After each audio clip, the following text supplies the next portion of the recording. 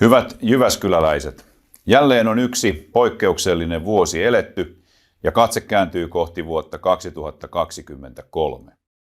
Mutta millainen vuosi tämä päättyvä oikein olikaan? Aloitimme vuoden tukevasti koronapandemian keskellä. Rokotusten ansiosta tilanne kääntyi kuitenkin nopeasti alkuvuoden aikana hyvään suuntaan. Niinpä Jyväskylän kaupungin poikkeusolojen johtoryhmä päätti helmikuussa luopua viimeisistäkin koronarajoituksista ja suosituksista. Arkemme näytti hetken normaalilta. Normaali kuitenkin päättyi, kun 24. helmikuuta heräsimme tietoon, että Venäjä on hyökännyt Ukrainaan. Sota Euroopassa oli alkanut ja huoli täytti monen jyväskyläläisenkin mielen. Kaupungin suuntaan satoi kysymyksiä väestönsuojista ja joditableteista. Sodan vaikutukset näkyivät nopeasti täälläkin, kun pakolaisia alkoi muuttaa Jyväskylään. Suomalaisten ja jyväskyläläisten solidaarisuus ja myötätunto elivät vahvoina. Koteja löytyi, vapaaehtoiset keräsivät apua hädänalaisille ja erilaisilla tempauksilla osoitettiin tukea hyökkäyksen kohteeksi joutuneelle maalle ja sen kansalle. Kaupungin kouluissa ja päiväkodeissa otettiin vastaan eri-ikäisiä lapsia. Tavoitteena oli, että jokainen Ukrainasta pakoon lähtenyt löytäisi nopeasti jotain pysyvyyttä arkeensa ja kokisi olevansa osa kaupunkiamme. Tällä hetkellä Jyväskylän kouluissa on noin 200 Ukrainasta sotaa paennutta lasta. Ponnistus on meillekin iso, mutta samalla se on vähintä, mitä voimme tehdä. Sodan vaikutukset näkyvät meidän jokaisen arjessa. Energia- ja ruoan hintojen nousu sekä korkojen kohoaminen vaikuttaa suoraan monen elintasoon. Silti emme voi taipua Venäjän painostuksen alla. Emme hätäänny, vaan laskemme lämpötilaa ja säästämme sähköä. Lisäksi valtio tukee hankalimmassa asemassa olevia, kuten sen hyvinvointivaltiossa kuuluukin. Kyllä me tämän kestämme. Emme kuitenkaan täällä Jyväskylässä koe pientä osaakaan vaikkapa Mariupolin murheista.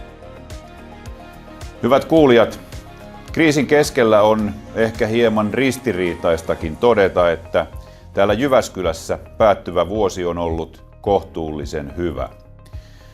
Elinkeinoelämällä on ollut positiivinen perusvire ja sen myötä työllisyys on kehittynyt myönteisesti. Elämää kaupunkiin ovat tuoneet tapahtumat, joita koronarajoitusten jälkeen on järjestetty lähes ennätysmäärä. Koronan jäljiltä Jyväskylään palasivat myös opiskelijat ja päättyvä vuosi onkin väestönkasvussa yksi kaikkien aikojen parhaista. Marraskuun lopussa jyväskyläläisiä oli 1450 enemmän kuin viime vuonna. Kasvusta reilu puolet on muuttovoittoa maan sisältä, mutta jo lähes yhtä suuri määrä maahanmuuttoa. Hyvä näin, sillä luonnollinen väestönkasvu näyttää tänä vuonna ensimmäistä kertaa jäävän täällä Jyväskylässäkin lähes olemattomaksi. Työperustainen maahanmuutto onkin tarpeen, jotta voimme vastata usealla sektorilla vaivaamiin työvoiman saatavuusongelmiin. Jyväskylälle vähintään yhtä tärkeää kuin työperustainen maahanmuutto on opiskeluun perustuva maahanmuutto.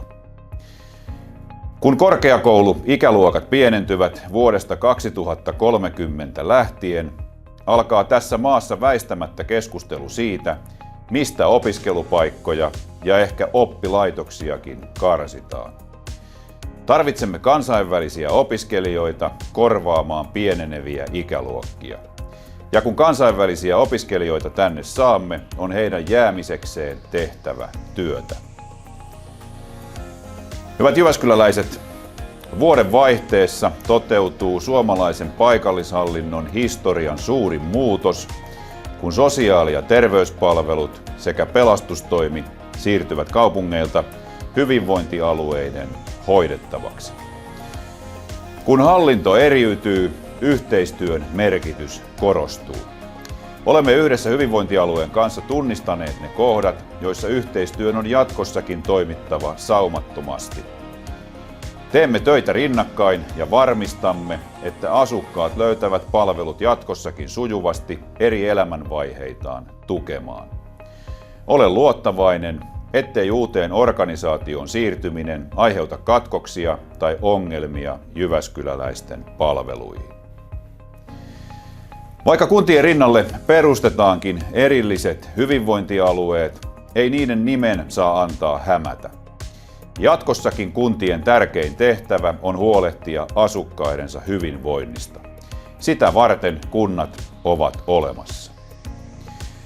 Hyvinvointialueuudistus antaa Jyväskylän kaupungille kuitenkin mahdollisuuden keskittyä sivistyskaupunkimme kivijalkoihin, koulutukseen ja kasvatukseen. Toisaalta ennätyksellisillä investoinneilla rakennamme myös entistä vahvempaa kulttuuri- ja liikuntakaupunkia. Alvar Aallon kaupungissa peruskorjaamme parhaillaan Aalto-Alvaria ja valmistaudumme teatteritalon remonttiin. Keväällä avaa ovensa Aalto 2, 2 museon yhteenliittymä, josta on erinomainen mahdollisuus tehdä kaupunkiimme uusi kotimainen ja kansainvälinenkin vetovoimatekijä. Kokonaan uusista investoinneista pesäpallostadion valmistuu ensi kesäksi ja maan parhaan jalkapallohallin rakentaminen alkaa ensi vuonna. 2 kaupunkimme ikonista koulurakennusta, Lyseo ja Synneuksen koulu, peruskorjataan opetuksen ja kulttuurin käyttöön. Vuosia odotetun P-Paraatiaukion pysäköintilaitoksen rakentaminen käynnisti investointien ketjun kaupungin keskustaan. Pysäköintilaitoksen jälkeen valmistuu joukkoliikenneterminaali ja tori siirretään uudelle paikalleen. Keskustan uuden ilmeen kruunaa sen sydämen kävelykadun peruskorjaus. Tapahtuu siis paljon asioita, joilla keskusta saatetaan jälleen uuteen kukoistukseensa. Alkuvuodesta pääsemme toivottavasti myös pitkän valituskierteen jälkeen käynnistämään Hippos-hankkeen. Se kruunaisi ison elinvoimaa rakentavien investointien kokonaisuuden. Isoilla investoinneilla paitsi rakennamme edellytyksiä kaupungin tulevalle kasvulle, pidämme myös huolta rakennusalan työllisyydestä vaikeassa suhdannetilanteessa. Hyvät kuulijat, kriiseissä piilee aina myös mahdollisuuksia. Ukrainan sota on nostanut esille Jyväskylän vahvuudet kyberturvallisuuden alalla. Kaupungissamme on maan paras ja laajin kyberturvallisuuden koulutus, puolustusvoimain huippuosaaminen ja monta erinomaista alan yritystä. Suomi joutuu tulevina vuosina pohtimaan yhä laajemmin sitä, miten me suojaamme yhteiskuntamme tietojärjestelmiin kohdistuvalta ilkivallalta. Koko maan etu olisi, että Jyväskylään perustettaisiin valtakunnallinen kyberturvallisuuden osaamiskeskus. Se parantaisi paitsi kyberturvallisuuden osaamista, myös synnyttäisi uutta yritystoimintaa ja työpaikkoja. Hieno askel tähän suuntaan oli ministeri Honkosen joulun alla tekemä päätös, jolla annettiin alan koulutuksen vetovastuu oppilaitoksillemme ja panostettiin tähän koulutukseen miljoonia lisää. Mutta hyvät kuulijat, on tärkeää muistaa, ettei viime vuosi ollut vain kriisejä, vaan myös monia unohtumattomia hetkiä. Liikuntapääkaupungissa saatiin vuoden aikana onnitella monien lajien tuoreita mestareita. Kirittäret palautti meidät jälleen pesäpallon mestareiksi, Topi Raitasen Euroopan mestaruus ja eritoten esteiden loppukiri jäivät myös mieleen. Kalle Rovanperän ja Jonne Halttusen tanssi Toyotan katolla Uudesta Seelannista on myös yksi autourheilun unohtumattomista hetkistä. Jyväskylässä muistimme myös maailman menestyneintä mäkihyppääjää Matti Nykästä julkistamalla hänen muistomerkkinsä Köyhälammen rantaan. Myös kulttuurikaupunki Jyväskylä sai monia eri tunnustuksia. Arkkitehtuurin Finlandia-palkinnon saajaksi valittiin Jyväskylän yliopiston kirjaston peruskorjaus, Yläkaupungin yöjuhli vuoden 2022 Suomi-palkintoa. Lisäksi kaupunkimme kulttuurielämä sai monia muita tunnustuksia, joita juhlittiin loppuvuodesta Keski-Suomen ensimmäisessä yhteisessä kulttuurigaalassa. Gaalalla halutaan osoittaa kunnioitusta kulttuurin toimijoita kohtaan ja tehdä näkyväksi kaupunkimme moniulotteista ja palkittua kulttuurialan osaamista.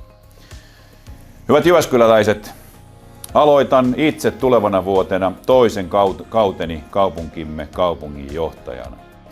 On hienoa johtaa yhtä Suomen vetovoimaisinta, yhtä Suomen hienointa kaupunkia kohti tulevaa. Tiedän, että yhteistyöllä saamme täällä aikaan hienoja asioita. Teemme kaikkemme, että Jyväskylä on jatkossakin hyvä paikka asua, opiskella, tehdä töitä ja yrittää.